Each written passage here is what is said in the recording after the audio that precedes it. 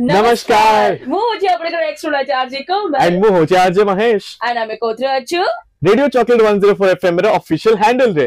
तो आज होची उत्कल घंटा जदुमणि महापात्रंकर जन्मदिन सेति पई रेडियो चॉकलेट सेलिब्रेट करूची आज हम सहित आज अछंती युवा कवि जीतू प्रधान भाई। नमस्कार, केते अछंती आपण? बहुत भलो अछि। अच्छा जीतू भाई, उत्कल घंटा आज्ञा ए जो उपाधि जदुमणि महापात्र को किए देथिला, केमिति देथिला एवं कोन पई देथिला? आपण सुनिथिबे घंटर गोटे साधारण कार्य अछि। मंदिर रे घंट बाजिले समस्ते जानती जे ए समय रे पूजा कार्य आरंभ होला किबा कोनोसे एक शुभ मुहूर्त आरंभ होला। तेनु घंट ध्वनि रे जेमिति अन्य माने सचेतन हे जानती, तेनु जदुमणि निजे निज को कहउछन जे मु उत्कल घंट। से गोटे कविता रे कहउछंती भले भल खंटे खंट जे नव दुर्बादल श्यामल कृपारु मो नाम उत्कल घंट जे। तेनु महाप्रभु हयग्रीवंकर आशीर्वादरु मु भल मानक पई भल, खराब मानक पई खराब, तेनु मो ना उत्कल घंट। तेनु घंटटी जेमिति समग्र मानव जाति को सचेतन कर दिए, उत्कल घंट समकाल रे अनेक कविता लिखी ओडिया साहित्य को, ओडिया जनजीवन को सचेतन कर देथिले। तो पिलाटी बेलो हमें जानिचे जे तांकू हास्य कवि कहा जाय बा व्यंग कवि कहा जाय, काहे की कहा जाय? हास्य और व्यंग ए दुईटी कथा हमको हसाए। जदुमणि सहित एमिति अनेक किंवदंती जोड़ी हेकी अछि, एमिति अनेक कथा जोड़ी हेकी अछि जहाको जने साधारण पाठ कले बा जदुमणि विषय जानिले से हसिया पई बाध्य हबो। मु आपनको दुईटी कथार उदाहरण देई कहिबी। जदुमणि प्रत्युत्पन्नमतिता एते चमत्कार थिला जे से तत्काल रे कविता रचना करथिले। गोटे छोट पद जदि आमे नेबा, जदुमणि घर को तांको सळा आस्थांती, से दिन तांको घरे तरकारी हिथाए। जदुमणि कहउछंती जे तोहर भौणी मोहर पानी तियन रे देला आंठिए पानी।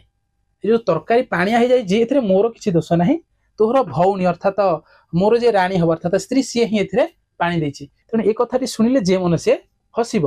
सळा एवं भिणई मध्यरे केमिति गोटे मधुर संपर्क। आपण जदि आ गोटे कथा देखिबे, जदुमणि को सदाबेले राजा चाहंती जे, जदुमणि जेहेतु राजा कवि थिले तेणु राजा चाहंती जे राजा सदाबेले श्रेष्ठ, किंतु जदुमणि कहंती जे कवि सदाबेले श्रेष्ठ। कवि सिना पूजा पाए, राजा सिना पूजा पाए आपणा देश रे, कवि पूजा पाउथाय देश विदेश रे। से भाबे राजा हाथी पुठी रे बसथांती, जदुमणि तळे थांती। राजा पचारले जदुमणि एबे के बड़? जदुमणि संगे संगे उत्तर दउछंती जे निकिति तौल सान बड़ को भारी हुए जे रहे तळको। निकिति जदि आपण देखिबे जे भारी जे ओजनदार से सदा बेले तळे रहइबो। तेणु ए कवि जेहेतु बहुत ओजन अर्थात कविर बहुत गुण अछि, तेणु से निश्चित भाबरे तळे रहइबो, आपण हालुका आपण ऊपर रहिबे। एमति अनेक कथा हम जदुमणि विषय रे हस कथा जानिबा पाइबा। तो आपण जेहेतु जने युवा कवि, तो निश्चित भाबरे जदुमणि महापात्रंकर बहुत गुडे लेखा आपण की भल लागिथिबो। आज्ञा आपनकर सबठो प्रिय लेखारो किछि जदि हम सुनिबा को पाइबो? तथापि मु जते बेले ओडिया रे स्नातक पढुथिले एवं उत्कल विश्वविद्यालय स्नातकोत्तर पढिले, से समय रे मध्ययुगीय पेपर पढिबा समय रे हमें जदुमणिकर प्रबंध पूर्णचंद्र एवं राघव विलास रो अनेक छांद पाठ करिछु। जो छांद गुडी को पाठ कले आपण को लागिबो ए छांद उपेंद्र भंजଙ୍କ सहित समान। ओडिया कवि सम्राट उपेंद्र भंज एवं जदुमणिकर राघव विलास को आपण जदि पढिबे देखिबे राम को नै कि विभिन्न प्रकार रे केमती कविता लिखा जाए, काव्य लिखा जाए। तेणु जदुमणि ओडिया साहित्य रे एथि पई अन्य मानक अपेक्षा स्वतंत्र जे जदुमणि एकाधारे थिले हास्य कवि, व्यंग कवि, रीतियुगीय कवि, गीति कवि, चित्रकला एवं जने शिल्पी मध्य थिले जे कि जगन्नाथंकर मूर्ति हो, रथ यात्रा रे रथ निर्माण करिबा हो, ए सब कला जदुमणि पाखरे थिला।